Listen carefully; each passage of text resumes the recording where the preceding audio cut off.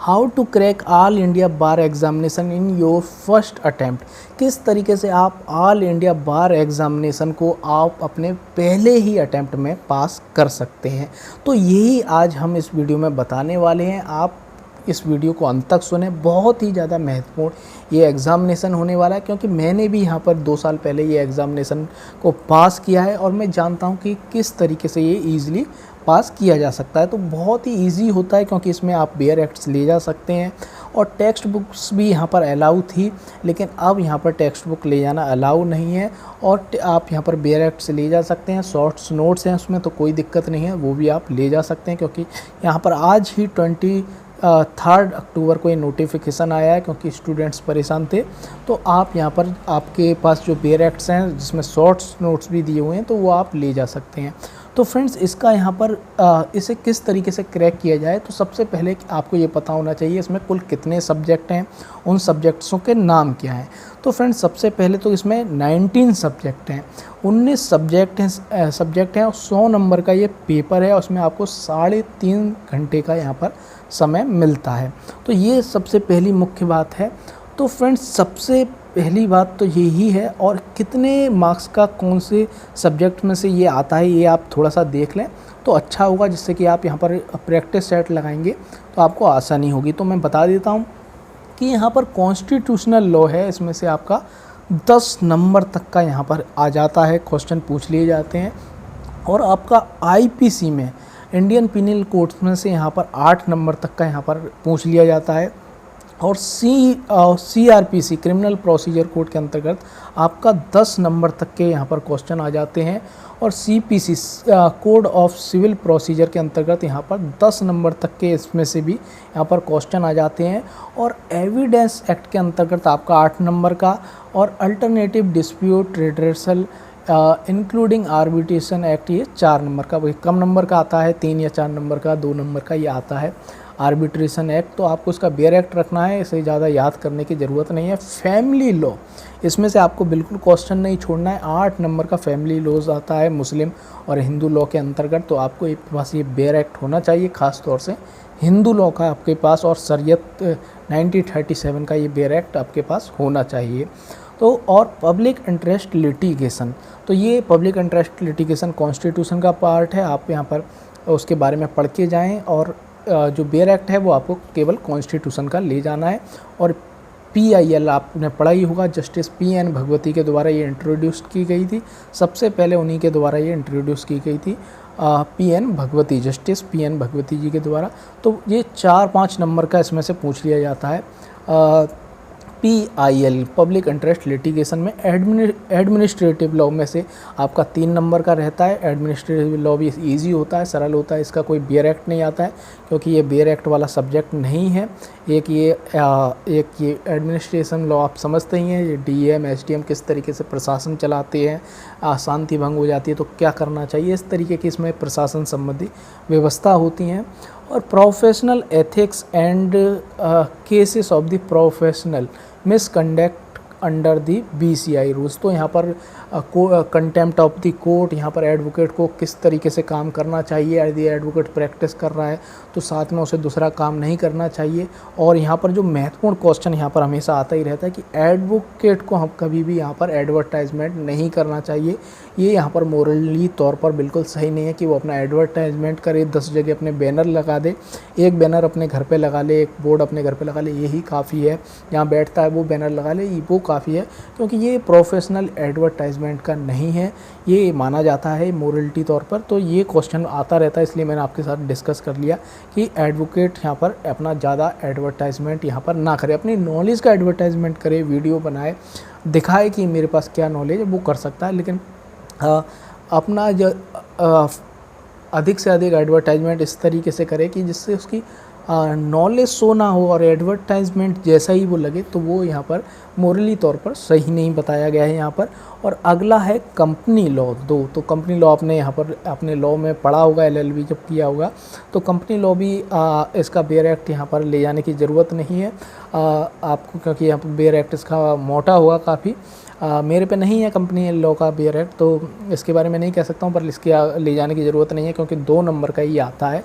Environmental law, तो environmental law से संबंधित इन्वायरमेंटल प्रोटेक्शन लॉ हो गए यहाँ पर, उससे जितने भी जुड़े एक्ट्स हैं वो इसके अंतर्गत आते हैं, तो ये भी 2 नंबर का आता है। तो आप इसमें केवल एक आधा एक्ट ले जाना चाहें तो ले जाएँ, नहीं तो इसे भी ले जाने की ज़रूरत नहीं है। और साइबर लॉ में आपको क्या है, आईटी एक्ट 2000 ले जाना है, इंफॉर्मेशन टेक्नोलॉजी एक्ट 2000 ले जाना है। 2 नंबर का लिखा है लेकिन ज़्यादा भी आ सकता है क्योंकि बहुत ही महत्वपूर्ण ये सब्जेक्ट है, साइबर क्राइम, साइबर लॉ। तो ये 2 नंबर का यहाँ पर बताया गया है जो इस एग्ज़ाम जो पुराने पेपरों के हिसाब से।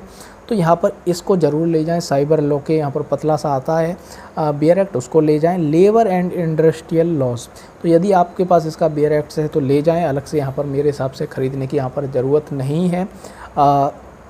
तो दोस्तों आप लेना चाहें तो ले जाएं, लेकिन मेरे हिसाब से आपको ज़्यादा ज़रूरत नहीं है यदि आपके पास बियर एक्ट नहीं है तो। और 15वां सब्जेक्ट है law of torts including the motor vehicle act and the consumer protection act. तो ये 5 नंबर का आता है, तो इसको ख़रीद लें। थोड़ा मोटा है ये मोटर व्हीकल एक्ट, इसको आप ले लें तो सही रहेगा। और कंज्यूमर प्रोटेक्शन एक्ट पतला सा होता है, आप इसको ज़रूर लेकर जाएं, इसमें से काफ़ी क्वेश्चन आते हैं। तो ये दोनों एक्ट्स यहाँ पर लॉ ऑफ टॉर्ट आपका यहाँ पर कोई बियर एक्ट रहता नहीं है, तो आपको इसमें सबसे महत्वपूर्ण जो केसेस हैं, मतलब जो इंट्रोडक्शन पार्ट है आपके पास यदि बुक्स है तो उसके आप यहाँ पर 20-30 पन्ने ज़रूर पढ़ लें। जो इम्पोर्टेंट केस हैं वो यहाँ पर आप जान जाएंगे, तो वही केस यहाँ पर आएंगे जो मुख्य रूप से आप 30-40 पन्ने अपने बुक के यहाँ पर शुरू के ज़रूर पढ़ के जाएँ। तो यहाँ पर वो यहाँ पर आ जाएगा, तो law of tort including the motor vehicle acts and the consumer protection act. तो यहाँ पर ले जाएँ आप, मोटर व्हीकल एक्ट ले जाएँ, कंज्यूमर प्रोटेक्शन एक्ट ले जाएँ, लॉ ऑफ टॉर्ट का बियर एक्ट नहीं होता है। तो तीनों को मिलाकर यहाँ पर 5 नंबर का ये बनते हैं क्वेश्चन। और 16वां जो हमारा है वो है लॉ रिलेटिंग टू टैक्सेशन। तो लॉ रिलेटिंग टू टैक्सेशन यहाँ पर 4 नंबर का आता है, कम क्वेश्चन इसमें से आते हैं और ज़्यादातर यहाँ पर गलत होने की संभावना होती है क्योंकि लॉ के स्टूडेंट इसमें ज़्यादा नहीं जाते हैं। जो टैक्सेशन मुख्य रूप से अलग से पढ़ा है जो स्टूडेंट, उसके लिए इम्पोर्टेंट है। तो इसका यदि आप बियर एक्ट लेना चाहें तो ले सकते हैं, यदि आपके पास है तो अच्छी बात है, और नहीं लेना चाहें तो भी कोई बात नहीं है। आप इसके बिना भी आप इसको क्वालिफाई कर सकते हैं। लॉ ऑफ कॉन्ट्रैक्ट, ये आपको ज़रूर ले जाना है। लॉ ऑफ कॉन्ट्रैक्ट आपके पास ज़रूर उसका बियर एक्ट होना चाहिए और होगा भी, जो भी स्टूडेंट पढ़ने वाले हैं उनके पास ज़रूर होगा। स्पेसिफिक रिलीफ एक्ट, ये भी बहुत महत्वपूर्ण है, इसका भी बियर एक्ट ले जाना है। बहुत पतले पतले बियर एक्ट्स हैं ये।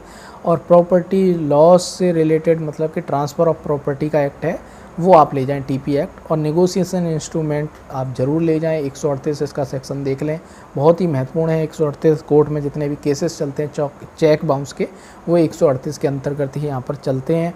और चेक क्या होता है, यहाँ पर एक्सचेंज, बिल ऑफ एक्सचेंज क्या होता है, वो आप उसकी डेफिनेशन को यहाँ पर आप उस बियर एक्ट्स में से ईज़िली ढूंढ लेंगे। तो आपको ज़्यादा उसमें पढ़ने की ज़रूरत नहीं है। और ये है, और लैंड एक्विजिशन एक्ट यदि मिल जाता है तो आप उसको ख़रीद लें, नहीं है तो कोई दिक्कत नहीं है, 2 नंबर का है। इंटेलेक्चुअल प्रॉपर्टी लॉस, तो फ्रेंड्स ये मैंने पढ़ा नहीं है, इसके बारे में कुछ नहीं कह सकता हूँ, 2 नंबर का है, मैं इसके नहीं ले गया था। तो ये अब मैं आपको बताता हूँ मैं कौन कौन से सब्जेक्ट यहाँ पर ले गया था और कौन कौन से सब्जेक्ट आप भी मेरे अनुसार ले जा सकते हैं। तो यहाँ पर कॉन्स्टिट्यूशनल लॉ, इंडियन कॉन्स्टिट्यूशन का मैं बियर एक्ट ले गया था, आईपीसी इंडियन पीनल कोड में ले गया था, सीआरपीसी में ले गया था, सीपीसी में ले गया था, एविडेंस एक्ट में ले गया था, और आपका alternative dispute reversal act, arbitration act मेरे पास था ही एलएलबी का, इसलिए मैं ले गया था। फैमिली लॉ में मैं केवल हिंदू लॉ ले गया था, मुस्लिम लॉ मेरे पास नहीं था क्योंकि उसकी बुक थी, और बुक मैं ले नहीं गया था क्योंकि काफ़ी मेरे पास यहाँ पर बैग भर गया था मेरा, तो ये मैं ले गया था। और यहाँ पर एडमिनिस्ट्रेटिव लॉ में तो कोई बुक होती ही नहीं है, तो ये है। और professional ethics and the cases of the professional misconduct under the BCI rules, तो इसका यहाँ पर बियर एक्ट आता है, यहाँ पर आप ले सकते हैं। प्रोफेशनल एथिक्स का यहाँ पर एडवोकेट एक्ट आता है 1961, वो आप यहाँ पर ख़रीद सकते हैं। कंपनी लॉ को मैं नहीं ले गया था, मेरे पास नहीं था। एनवायरमेंटल लॉ को मैं नहीं ले गया था। साइबर लॉ मेरे पे था, आईटी एक्ट 2000 वो में ले गया था। और labour and the industrial laws, labour and industrial law मेरे पास नहीं था, इसलिए मैं इसको नहीं ले गया था।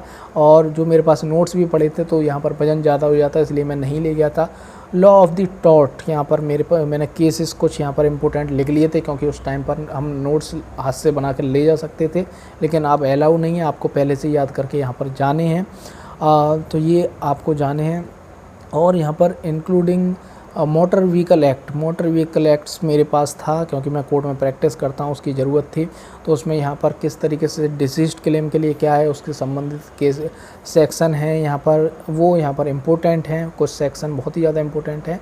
तो आपको यहाँ पर इस समय इतना टाइम नहीं है कि आप उसे पढ़ें, इसलिए आप यहाँ पर उसको यहाँ पर आप क्वेश्चन लगाएं और उस बेयर एक्ट को रखकर, वही अच्छा है। कंज्यूमर प्रोटेक्शन एक्ट मेरे पास था, इम्पोर्टेंट एक्ट है। लॉ रिलेटिंग टू टैक्सेशन में नहीं ले गया था, लॉ ऑफ द कॉन्ट्रैक्ट में ले गया था, स्पेसिफिक रिलीफ एक्ट में ले गया था, प्रॉपर्टी लॉ के अंतर्गत में ट्रांसफ़र ऑफ प्रॉपर्टी एक्ट में ले गया था, नेगोशिएशन इंस्ट्रूमेंट मेरे पास था, इसलिए मैं ले गया था। लैंड एक्विजिशन एक्ट मेरे पास नहीं था, इंटेलेक्चुअल प्रॉपर्टी लॉज मेरे पास नहीं था, इसको नहीं ले गया था। तो मैं यहाँ पर ये सब्जेक्ट ले गया था, और इससे ही काफ़ी यहाँ पर कवर हो जाता है आपका 65 नंबर का, 70 नंबर का। तो इसलिए आप इजी पास हो सकते हैं, क्योंकि एग्जामिनेशन में आपको पास और फेल दिखाएगा क्या, तो आप कितने ग्रेड पा रहे हैं, कितने परसेंट पा रहे हैं, उससे कोई मतलब नहीं है। ग्रेड उसमें लिखा नहीं आता है, परसेंटेज उसमें लिखा नहीं आता है। अब बात करते हैं कि आपको किस तरीके से यहाँ पर तैयारी करनी है। तो फ्रेंड्स, यहाँ पर आपको किस तरीके से तैयारी करनी है, तो सबसे पहले आप एक बार तो पेपर को आप यहाँ पर बिना कोई बेयर एक्ट यूज़ किए हुए आप उस पेपर को यहाँ पर लगाएं, 1-2 पेपर लगाएं। जो प्रीवियस ईयर के पेपर्स हैं वो आपके पास होने चाहिए, वो ख़रीद लें। और यहाँ पर 1-2 पेपर आप अपनी नॉलेज के हिसाब से लगाएं कि कितना स्कोर कर देते हैं। तो अपनी नॉलेज में के हिसाब से, बिना विदाउट यूजिंग बेयर एक्ट से यदि आप लगाते हैं और यहाँ पर आप 35, 40, 50 नंबर का स्कोर करते हैं, मतलब मिनिमम यदि आप 30 नंबर का स्कोर करते हैं तो आपका स्कोर अच्छा है। मतलब आपके यहाँ पर अब जब बेयर एक्ट आप यूज़ करेंगे तो आप 50-60 का स्कोर आप इजीली से पा लेंगे। तो अब आपको जब आपने जब यहाँ पर 2-3 पेपर लगा लिए हैं without using the bear acts, तो अब आपको सारे बेयर एक्ट्स जितने भी हैं आपके पास, यहाँ पर 10-12 बेयर एक्ट्स हैं जो भी इम्पोर्टेंट बेयर एक्ट्स हैं, जिनमें से ज़्यादा नंबर्स का आता है, उनको आप यहाँ पर रख लें अपने पास और यहाँ पर क्वेश्चन लगाना शुरू करें, उसमें से ढूंढें। और यहाँ पर टाइम ज़रूर नोट करें, और पूरे को यहाँ पर एक ही बार में या 2 हिस्से में यहाँ पर आप लगाना चाहें 50-50 करके तो लगा सकते हैं, पर टाइम आप ध्यान रखें, क्योंकि सबसे महत्वपूर्ण है इस पेपर में स्पीड। क्योंकि टाइम तो इसमें काफ़ी मिलता है, 3-3.5 घंटे मिलते हैं, लेकिन यहाँ पर क्या है, कुछ बच्चे जो हमारे बगल में बैठे थे उसमें पूरी क्लास में 1-2 बच्चे ऐसे होते हैं जिनकी स्पीड इतनी स्लो होती है, क्योंकि रीडिंग स्पीड यहाँ पर एक आध महीने में नहीं बढ़ती है। जो सालों से पढ़ाई कर रहे हैं स्टूडेंट्स, बुक्स पढ़ते रहते हैं, तो उनकी स्पीड यहाँ पर तेज़ होती है और वो यहाँ पर जल्दी जल्दी क्वेश्चन पढ़ लेते हैं, उसके आंसर दे देते हैं। तो आपको यहाँ पर रीडिंग स्पीड बनानी है, और रीडिंग स्पीड तभी बढ़ेगी जब आप प्रैक्टिस सेट लगाएंगे। आपने यहाँ पर 10-20 प्रैक्टिस सेट लगा लिए हैं तो आपकी स्पीड अपने आप ही ऑटोमेटिकली बढ़ने लगेगी। और स्पीड यहाँ पर तेज़ ज़रूर होनी चाहिए। आप ये ना सोचें कि 3.5 घंटे मिल रहे हैं तो आप पेपर कर ही लेंगे। यदि आपकी स्पीड स्लो है, आपने कभी प्रैक्टिस नहीं की है, तो ये 3.5 घंटे भी आपके लिए कम पड़ सकते हैं। तो आप अपना स्कोर देखें, आप टाइम लगा के कि आपके 100 मार्क्स में से कितने नंबर आपके आ रहे हैं। और यदि 100 मार्क्स में से आपके आ रहे हैं 45 से ऊपर मार्क्स आ रहे हैं, 50 आ रहे हैं, 45 आ रहे हैं, तो आप इजीली इस एग्ज़ामिनेशन को पास कर लेंगे। तो यहाँ पर जो जुडिशरी एग्ज़ामिनेशन की जिन्होंने तैयारी की है उनके लिए बहुत ही ईजी है ये एग्ज़ामिनेशन निकालना। वो यहाँ पर बिना बेयर एक्ट के यूज़ किए भी उसे निकाल सकते हैं, पर इजी नहीं है, पर निकाल सकते हैं। लेकिन जो एलएलबी खाली किए हुए हैं, तो एलएलबी में जो मेंस के क्वेश्चन आते हैं वो ही हम पढ़ते हैं, तो एलएलबी वालों के लिए यहाँ पर टफ पड़ सकता है जिन्होंने जुडिशरी एग्ज़ामिनेशन की तैयारी नहीं की है। विदाउट बेयर एक्ट की बात कर रहा हूँ मैं, लेकिन बेयर एक्ट से यहाँ पर उनके लिए भी ईजी है। तो ये एग्ज़ामिनेशन बहुत ही ज़्यादा ईजी है। और यहाँ पर अब जबकि आप टेक्स्ट बुक्स नहीं ले जा सकते हैं, बेयर एक्ट्स खाली ले जा सकते हैं, तो भी ये एग्ज़ामिनेशन ईजी ही रहेगा और लगभग सभी पास हो जाएंगे, 1-2 लोगों को छोड़कर जो बिल्कुल ही डिब्बा हैं और 0 बटा सन्नाटा हैं, उन्हें छोड़ के यहाँ पर सभी लोग यहाँ पर पास हो जाएंगे। तो फ्रेंड्स धन्यवाद आप सभी को जो भी यहाँ पर ऑल इंडिया बार एग्जामिनेशन के 16th का एग्ज़ामिनेशन देने जा रहे हैं, तो उन सभी को शुभकामनाएं, all the best, good luck.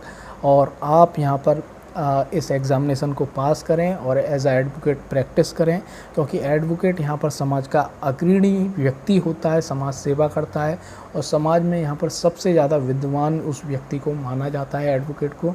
तो वो उसका महत्वपूर्ण रोल है समाज में, तो वो समाज का अग्रणी व्यक्ति इसीलिए कहा जाता है। तो friends thank you very much.